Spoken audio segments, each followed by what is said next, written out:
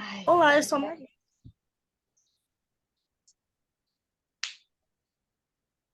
pronto. Olá. Pronto. Oi, gente.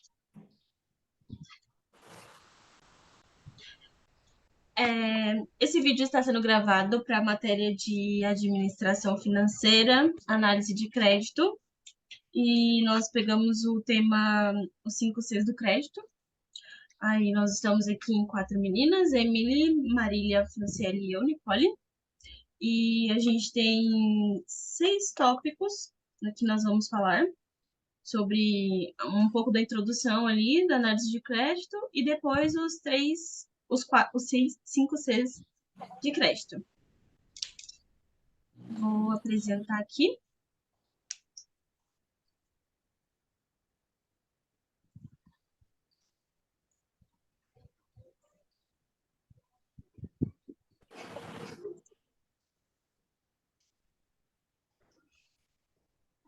Tudo certo aí, meninas? Apresentando? Tudo Sim, certo. tudo certo. Beleza. Prontinho. Bom, vou começar aqui falando um pouco sobre análise de crédito, né? Análise do 5C do crédito, bem breve mesmo. Então, partindo da premissa, né, do que é a palavra crédito, de onde ela vem, de onde ela surgiu. Ela vem de origem latina, da palavra credere, né, que significa crer, confiar e acreditar. E isso já nos leva como referência ao 5C do crédito, né, que nos traz basicamente tudo isso aí. E de acordo com o Sodero Filho, né, lá de 1990, na página 5, o crédito ele surgiu para que as atividades comerciais elas fossem facilitadas, né, em que o capital ele vai ser sempre requisitado para essas transações assim lucrativas. Então, tanto empresas comerciais quanto as empresas também industriais, elas vão assumir esse papel de alavancagem para vendas, que vai possibilitar uma performance melhor do trabalho e de alavancagem deles. Mas, entretanto, todavia, crédito também não é só coisa boa, né? Então, ele vai ter ali alguns riscos também. E esse risco, né, baseado no crédito, ele é basicamente o risco de inadimplência, né? Ou seja, não receber aquele valor que foi negociado, né, ou que foi ali acordado com o contratante. E esses riscos, eles são classificados basicamente em duas categorias, né, que é a primeira, que representa ali uma possibilidade maior de perdas, e a segunda, que são os bens tangíveis, né, e caso não haja esse pagamento, ele consegue ali recuperar o bem e vender e ter alguma renda para tentar suprir o que ele perdeu. Ou uma outra forma é usando taxas altas de juros. E basicamente os 5 Cs eles são representados pelo caráter, pela capacidade, pelo capital, pelas condições e também pelo colateral. Falando um pouco aqui do 5C do crédito em específico, caráter, de objetivo determinar, né, se os prazos foram cumpridos. Esse é o objetivo do caráter. Né? Então, se os empréstimos foram quitados no tempo que o contratante, né, determinou ali. E segundo Gitman, o caráter ele é baseado, né, no histórico do solicitante, quanto ao cumprimento de suas obrigações financeiras, contratuais e morais.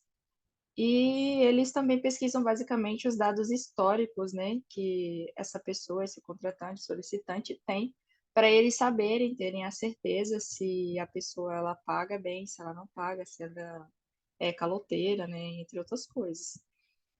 E definindo o caráter, basicamente, né, é ali onde vão ser analisadas os devidos aspectos, que é a idoneidade, que é a competência, a pontualidade, existência de restrições, tradição ou o histórico como tomador de recursos e alteração de comportamento, ou seja, ali vai ser decidido, né, se o contratante ele vai realmente solicitar o serviço daquela pessoa, por saber se ele paga bem, se ele não paga bem, como que é ali a vida dele na questão financeira, né? Se tem alteração de comportamento ou não, para ele ter a certeza se a pessoa vai como é que fala? Cumprir o contrato que foi feito. E é isso.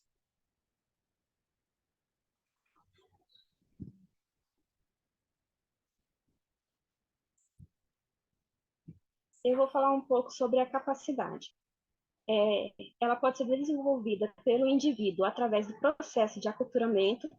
A capacidade, ela também pode ser misturada com o caráter, porque elas são muito semelhantes. Tanto é que ela se confunde, pois o tomador de empréstimo, ele pode ter o caráter para honrar suas obrigações, porém lhe falta a capacidade. E a capacidade, ela também é descrita como a habilidade de pagar. Consiste no seguinte: a diferença entre a capacidade e o caráter. Às vezes você conhece uma pessoa e você recomenda ela, ou você pode ser o fiador dela, porque ela tem, você conhece o histórico, ela sempre pagou corretamente. Porém, como avaliador, você não avaliou a pessoa em si, mas não avaliou a capacidade que ela tem de tomar, porque no cenário atual em que ela contratou o empréstimo, ela tinha a possibilidade de pagar corretamente. Só que essa é uma pessoa que ela não é uma pessoa muito que consegue se habilitar a mudanças. Então, provavelmente, se houver alguma mudança no capital, na empresa, se houver alguma mudança no cenário econômico, ela não vai ter essa resiliência de poder se adaptar às mudanças e estar honrando com os seus compromissos. Por isso que nem sempre uma pessoa que fala assim, eu quero pagar, mas eu não posso. Então, toda vez que você for fazer um empréstimo, você tem que analisar tanto o caráter como a capacidade da pessoa em si. Por isso que é importante avaliar também o histórico pessoal do tomador do empréstimo. Existem alguns projetos em que visa incluir educação financeira na educação base das crianças, porque esse é um processo que ele deve ser construído desde o berço, porém ele também é desenvolvido durante o seu percurso na jornada trabalhista. Tanto é que você também pode ser avaliado com base na sua carreira profissional. Se você é uma pessoa que tem estabilidade no seu emprego, se você é promovido várias vezes, se você troca de emprego constantemente, tudo isso é avaliado para ter como uma base para minimizar os efeitos colaterais de se fornecer um empréstimo. Na próxima página, vamos falar um pouco sobre alguns processos de averiguação que são analisados durante o fornecimento de um empréstimo. São avaliados itens como o currículo profissional, que eu já falei, que é o histórico da pessoa dentro de uma empresa, ou até mesmo o seu histórico da sua empresa. Também é avaliado o negócio da pessoa, do solicitante, quem são os gestores, qual a destinação dos recursos tomados, porque se for um empréstimo, geralmente, para aumentar a sua produção, ou se for para ampliar suas vendas, ou se for um empréstimo apenas para pagar alguns fornecedores. Também como se dará a liquidação deste empréstimo, como está o mercado de trabalho e como isso pode impactar a empresa futuramente. Porque no mercado atual eu empresto dinheiro, mas no mercado futuro está previsto algum evento e isso pode abalar o retorno do empréstimo fornecido. Quem são os concorrentes e como atuam, também é importante averiguar. Seus produtos e serviços se agregam tecnologia de ponta, porque no cenário atual em que estamos vivendo, uma empresa que não investe em tecnologia, ela tende a perder o valor de mercado. Então, isso também é avaliado durante a concessão de um empréstimo. Como está o equilíbrio econômico-financeiro e se a rentabilidade é adequada. Não dá para avaliar a capacidade de uma pessoa como era verificado antigamente, que antigamente era avaliado com base no histórico familiar, se ela vinha de uma família que tinha posse, se tinha nome, essas coisas. Hoje em dia, com a evolução que teve, essas informações não são mais úteis. Na página seguinte, eu vou estar falando um pouco sobre outro aspecto importante, que é o capital. O capital, ele é mais visto quando se trata de uma empresa, mas também é importante avaliar no caso de pessoa física. O tomador de empréstimo, ele tem que avaliar as questões na análise se o capital é suficiente para operar em níveis adequados para você ter um retorno. E também, para o crédito pessoal, é verificado itens como lerite, se o empréstimo for de um valor muito alto, existe alguma garantia, um bem ou um imóvel, ou uma entrada. É analisado para o crédito pessoal. Já para empresas, já são avaliados outros aspectos, que são os balanços, tanto o balanço, como a gente já estudou, não só o balanço social, porque ele traz informações úteis, mas não é o suficiente para analisar o desenvolvimento da empresa. Por isso que é importante fazer uso de diversas análises. E são analisados a análise de balanço e a análise econômico-financeira. E tanto para você avaliar a capacidade como o capital, é sempre importante ter em vista a concorrência, porque hoje em dia não existe uma empresa única que fornece um produto único. São várias empresas que oferecem produtos diferentes, serviços diferentes. Então, você tem que analisar sempre os concorrentes da empresa que você está fornecendo o empréstimo para saber como eles atuam, e você tem aquela capacidade, aquela resiliência de estar podendo dar uma guinada no seu negócio para não ficar estagnado e coisas assim. Só para finalizar na última página da minha parte, né? Eu vou dar. Pode passar a página, por favor. Condições. Desculpa, faltou uma página. Mas só para finalizar, a capacidade ela vem muito envolvida com o caráter, os dois são analisados conjuntamente. Alguns aspectos que são listados para conceder um empréstimo, e o capital, que também é de grande valia quando você vai fornecer algum empréstimo, porque não pode comprometer grande parte da sua renda, também não pode depender unicamente do valor do seu resultado líquido. Então, é importante ter várias análises para que você possa sofrer o menor impacto possível. E sempre quando for conceder, como o risco é sempre iminente, o uso de juros é muito importante, porque você vai ter um respaldo mínimo. E é isso, obrigada.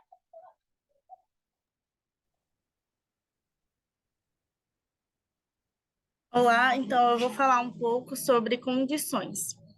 Bom, as condições, elas vão dizer, para Skrikel, 1998, página 53, elas vão dizer com respeito ao micro e macro cenário em que o tomador de empréstimo está inserido.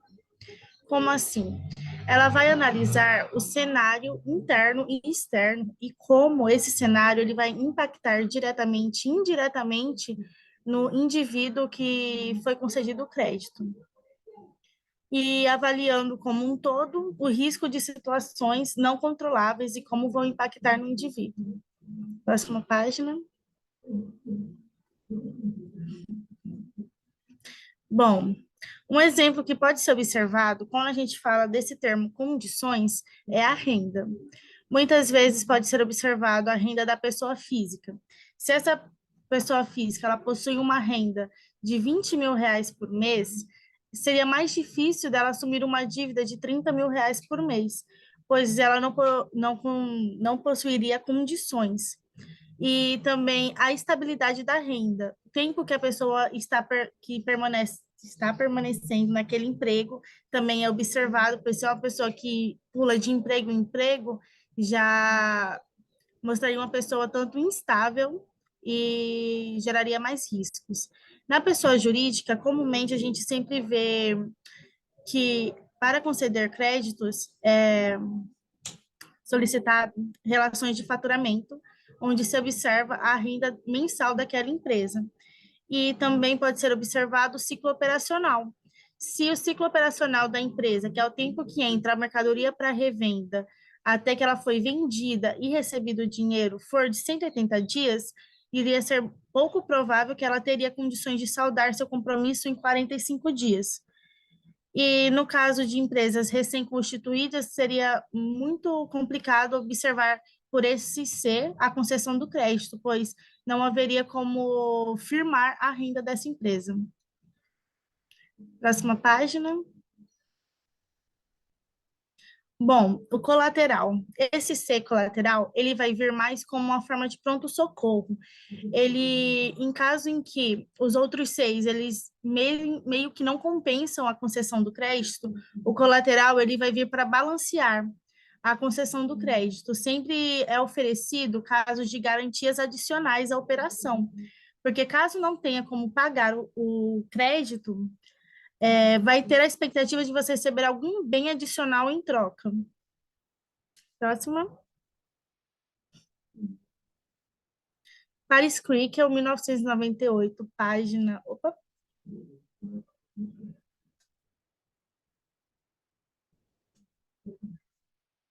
Paris Creek, é o 1998, página 55, a garantia servirá para contrabalancear eventos futuros negativos decorrentes do enfraquecimento dos outros C, capital, capacidade e condições.